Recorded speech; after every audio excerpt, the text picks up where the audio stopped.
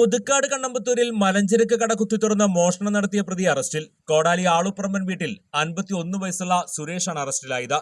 കണ്ണമ്പത്തൂർ കാളൻ പാവുണ്ണിയുടെ കടയിലാണ് ഞായറാഴ്ച മോഷണം നടന്നത്.